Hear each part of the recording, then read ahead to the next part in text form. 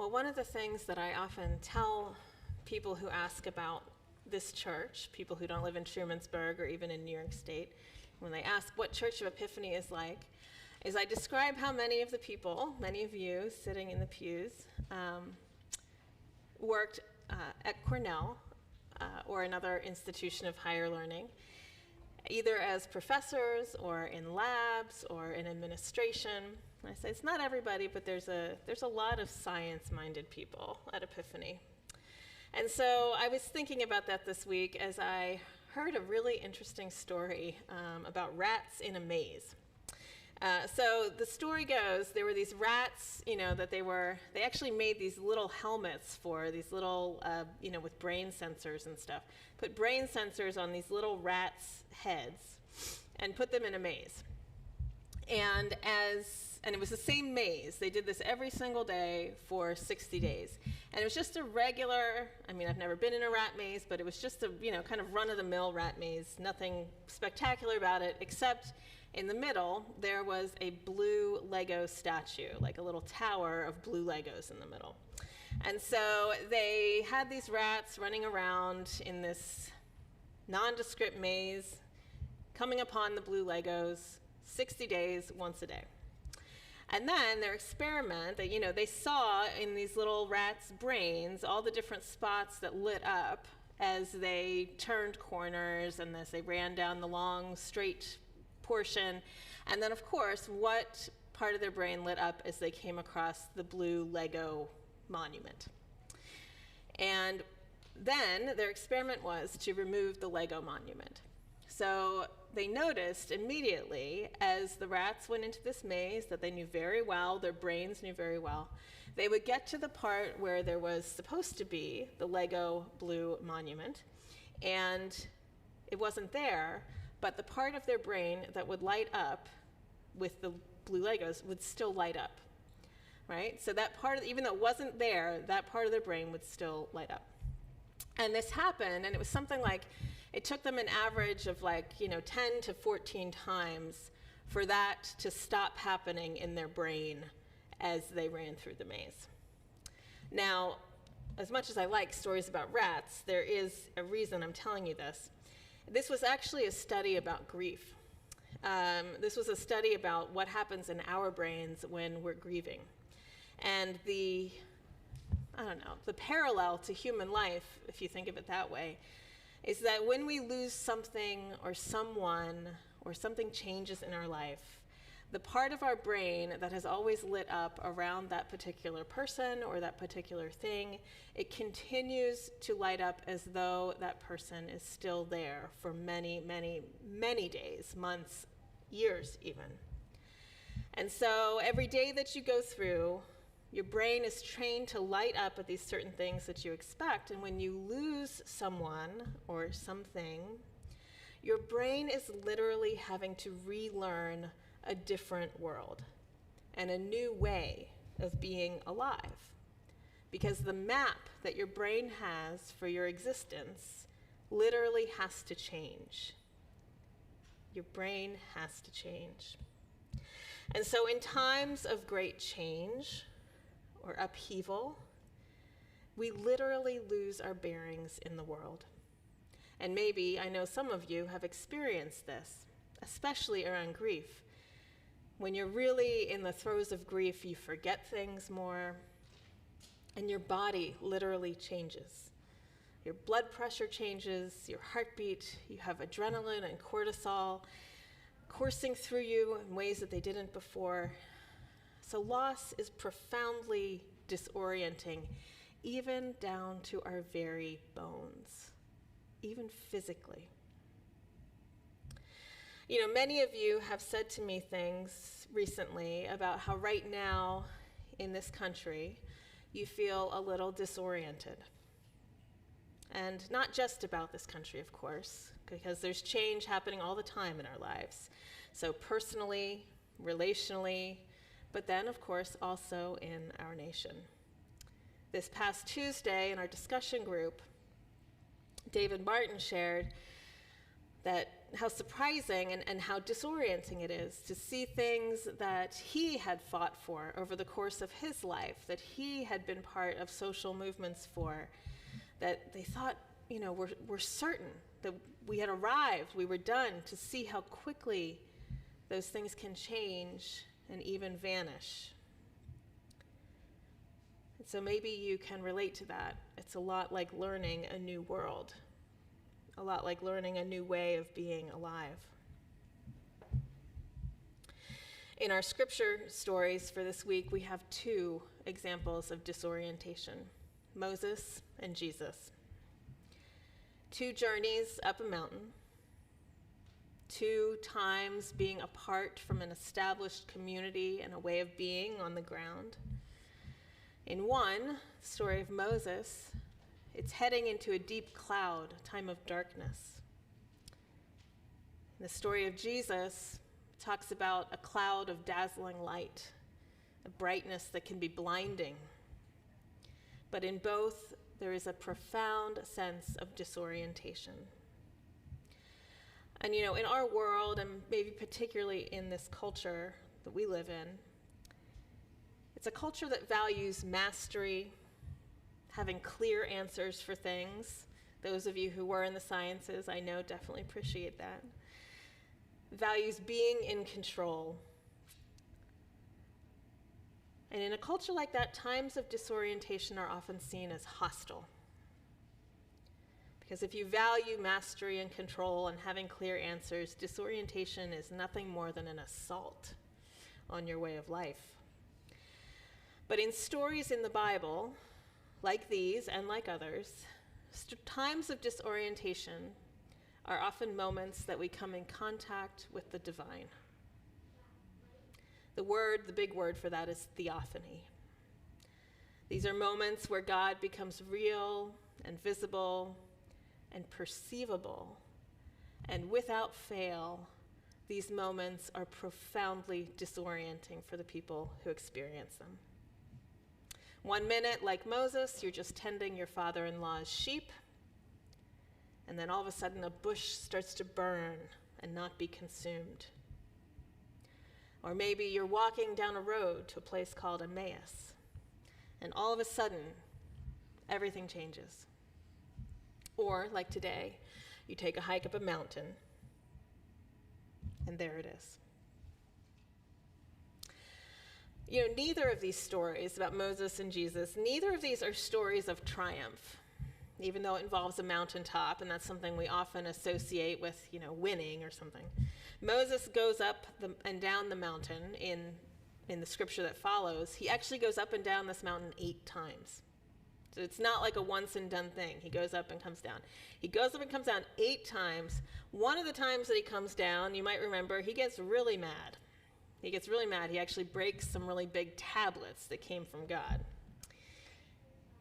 And something I learned this week as an aside, in Judaism, the Torah, what we call the Old Testament, is a sacred scripture. But along with that, they also have a couple others, one named the Talmud and one named the Mishnah. You can think of these two as kind of sacred fan fiction on the stories in the Old Testament. And in some of those texts, the story actually describes Moses going up into this cloud and finding God actually working on the Torah. And the idea was that the Torah was still being written as Moses appears, the implication being that God was learning from humans how to translate the eternal Torah into human language. Anyway, back to Jesus. After witnessing his disciples fall down on the ground from this image, right, of Jesus and Elijah and Moses, and then hearing Peter propose a building project. As a side note, that's how you know how this guy is going to be the first pope. He is already worried about buildings, yes. As soon as this happens, Jesus tells them not to tell anyone. And then he comes down the mountain, and then really he goes back to teaching, goes back to healing people. But in the Gospel of Mark, so this story appears in all 4 Gospels, in the Gospel of Mark, what happens is that it says, Jesus then turns his face to Jerusalem. And this is where he begins walking, not towards his own triumph. He begins walking towards his own failure, the cross. Moses, too, has to face failure in a way. He never gets to set foot in the promised land. That's kind of far out. He never gets to set foot in the land that he's done all this work to get his people to go to. And in the short term, famously, when he comes down the mountain, having had this great experience in this big, sparkly dark cloud, he finds the people at the bottom have built a statue of a cow and are worshiping it. Not exactly a sign that bodes for success. So these are not stories of triumph, but they are stories of faithfulness. And in a world that typically cannot conceive of success as anything but triumph, as anything but mastery, of winning, provides us with a totally different model for what success is. You know, these are disorienting times. You may find yourself at a loss. You may find yourself wondering if all of that work was for nothing. Questioning what you thought you knew about yourself, about humanity, about this country, this world. What to do when we face disorientation, if the model for success is something different than winning? Well, I think there's a lot of things that we can do. I'm going to offer just a couple suggestions, and I'll start with what not to do. And I think these stories really suggest that what you should not do in times of disorientation is to just try to make the disorientation go away at all costs. You know, in these stories, Peter, with his little construction project, he's using all of his old ways of thinking to respond to a completely new reality that is presenting itself. And at the story with Moses going up on Sinai, at the bottom, of course, they get anxious. Moses has been gone for 40 days. They're starting to get worried. And so Aaron also relies on kind of old ways of being, old skills, and makes them this idol to worship, a statue of a calf made of gold, and then basically tells them to have a festival of eating, drinking, and revelry. That is one way to distract people from anxiety, is to tell them to go on a bender. But I don't think that it was the best choice, nor is it a good choice for us. In the column of what we might do instead, I'm going to rely here on the teaching of Bishop Mary Ann Edgar Buddy, who I know some of you are quite familiar with. She tells a story about one of her mentors who said, you know, when you are driving a car in a dark night, you can only see what your headlights illuminate on the road before you. It's a little scary. You don't know the rest of the road, but you can make the whole trip using that light, just those headlights.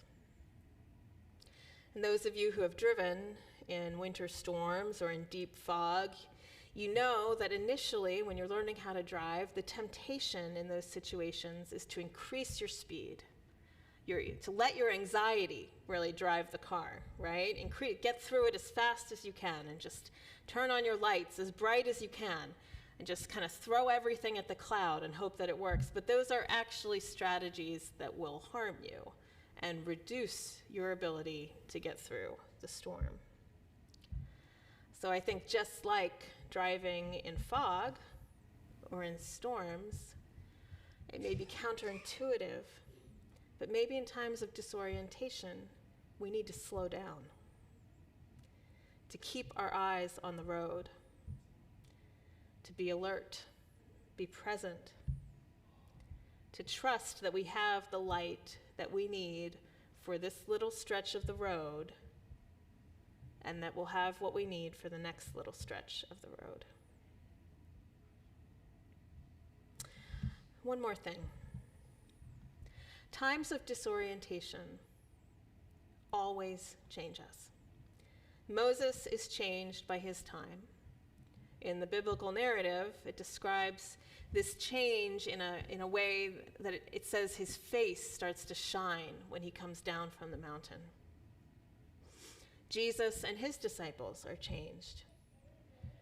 Perhaps Jesus in particular, because, as I said, this is when he turns and begins to walk towards Jerusalem, which, by the way, is why this story comes to us on the Sunday before Lent. We can allow times of disorientation to change us and make us more anxious, more defended, less willing to be vulnerable with one another, and less generous. That is always an option. Or we can slow down, be present to the cloud, and allow the disorientation to maybe make us more faithful, more grounded, more open, more brave. Faithfulness looks slow. It looks patient. It looks like paying attention. It looks like refusing to build golden calves out of fear and refusing to try to force a cloud of unknowing into a jar you can put on a shelf. If we're honest, and I know that many of you here know this much more than I do, a large part of what life is actually suffering. There is loss. There's letting go. There are so many ways that we face disorientation in our lives. And when we make the choice over and over again to walk towards these losses and learn from our faith even how to accept these losses, that is at least part of what it means when Christians say we walk in the way of the cross. When Jesus came down the mountain and turned his face towards Jerusalem, he began walking towards the cross. The disorientation on the mountain changed him. And maybe that is the invitation for us right now. Not to rush past the disorientation or to numb it or fix it or pretend that we are not afraid and unsure and uncertain, but to breathe, to let it do its work in us and let it make us more human, more compassionate, more able to recognize the image of God in people we never maybe expected. And when the cloud lifts, whether it's a darkness or a dazzling light that has left us stumbling around, we may discover that we are not who we were before we entered it. Because walking to the cross is, of course, also walking to the resurrection. I want to close today by reading the poem that's on the bulletin insert. This is by Rosemary Watola Traumer. Every fortress I have ever built around my heart has come down. Oh, sure, I've rebuilt them with stones of indifference, stones of distraction, stones of unwillingness to see and be seen. I've rebuilt the fortresses again. But then come flames of heartbreak, cannons of loss, the triple promises of entropy, gravity, and time. And at last, too exhausted to lift the stones again, I shiver with the cold wind of fear, sting from the sharp blades of betrayal. But I feel, too, the gentle hand of another as it holds my trembling hand. Feel the body soften as I listen to the music I could never make alone. How present I can be when I no longer try to rebuild the fortress. Present enough to listen for the goodness in the hearts of others. present enough to listen for the goodness in mine. Thanks be to God.